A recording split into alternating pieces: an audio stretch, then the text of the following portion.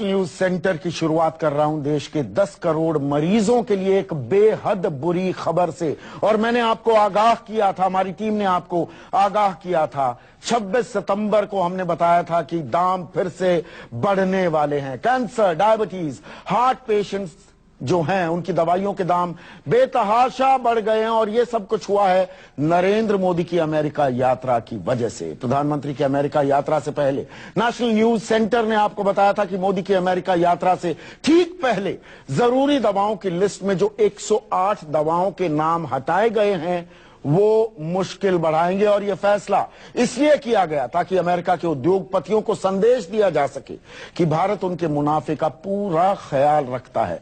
अभी शायद हमारी ये बात आपको याद ना आ रही होगी, शायद थोड़ा कम समझ में आ रही होगी, पर यह रिपोर्ट देखिए, पूरा मामला शीशे की तरह साफ हो जाएगा। नरेंद्र मोदी की अमेरिका यात्रा के दौरान 29 तारीख को आपने अपने अपने टीवी सेट पर ये तस्वीरें जरूर देखी होंगी। मोदी जी अमेरिका के बड़ी कंपनियों के सीईओ के साथ नाश्ता कर रहे हैं।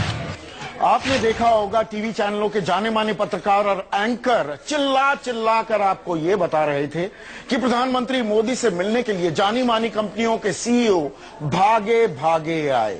मोदी जी देश के लिए व्यापार जुटा रहे थे, लेकिन किसी ने आपको ये नहीं बताया कि ये नाश्ता दरअसल हिंदुस्तानियों पर, आप पर, मुझ पर कितना भारी पड़ने वाला है। नरेंद्र मोदी के साथ नाश्ते की टेबल में बैठे इन बड़े सीईओ में से 3 की तारीफ हम आपको बताते हैं। केनेथ सी फ्रेजर, अमेरिका की दवा कंपनी मर्क एंड कंपनी के मुख्य कार्यकारी अधिकारी। John C Staley, chairman Hospira pharmaceuticals and medical device.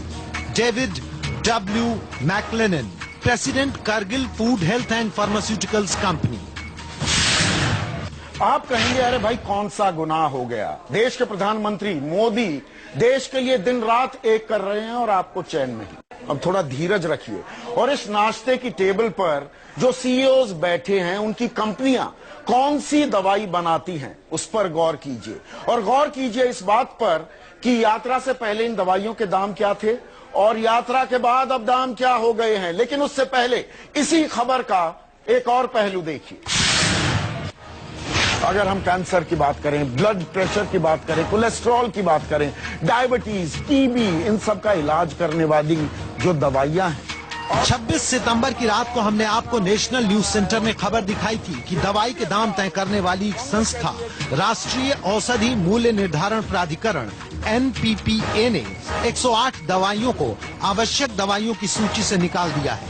नतीजा, बेहद घातक बीमारियों की बेहद जरूरी दवाइयां महंगी हो जाएंगी। इन जरूरी दवाइयों के दाम अब सरकार तय नहीं करेगी, बल्कि दवा कंपनी अपनी मर्जी और मुनाफे के आधार पर तय करने लगी। अब इस असर को समझने के लिए देखिए ये ग्राफिक्स। कैंसर की दवा गैफ्टिनेट जो पहले 5,900 की थी अब 11,500 की हो गई है। कैंसर की ही दवा ग्लेविक पहले 8,500 की थी, वो अब 1,08,000 रुपए की हो गई है। इसी तरह ब्लड प्रेशर की दवाई कार्डिक 5 mg पहले 92 रुपए की थी, अब 128 रुपए की हो गई है। प्लेविक्स पहले 147 की थी, अब 1,615 रुपए की हो गई है। एंटीबायोटिक मॉक्सिसिप 400 पहले 250 की थी, अब 399 रुपए की हो गई है। टेरिबिड 200 पहले 34 रुपए की थी, अब 173 रुपए की हो गई है। कोलेस्ट्रॉल के इलाज में इस्तेमाल होने वाली दवाई एस्ट्रोबॉस पहले 62 रुपए की थी, अब 97 रुपए की हो गई है। अब आपको समझाते हैं कि मोदी की अमेरिका यात्रा से पहले और यात्रा के बाद दवाइयों की कीमत में अंतर और दवा कंपनियों के सीईओ के साथ उनके नाश्ते का रिश्ता क्या है। केनेथ सी फ्रेजर की मर्क एंड कंपनी कैंसर की दवाई बनाती है और ये भारत में आर्बिटक्स नाम से कैंसर की दवाई बेचती है।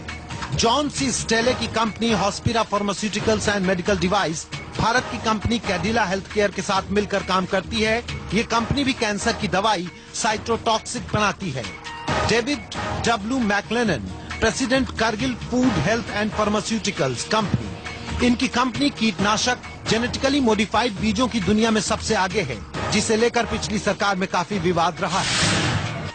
अब तस्वीर साफ हो गई होगी कि नाश्ते की टेबल पर मोदी जी ने दवा की कंपनियों को क्या संदेश दिया और भारत में निवेश के लिए उचित माहौल की क्या तस्वीर दिखाई होगी। यह भी बात आपको समझ में आ गई होगी कि खबर वो नहीं होती जो तस्वीरों में दिखती है, खबर वो है जो हम आपको बताते हैं तस्वीरों के नीचे से निकालकर।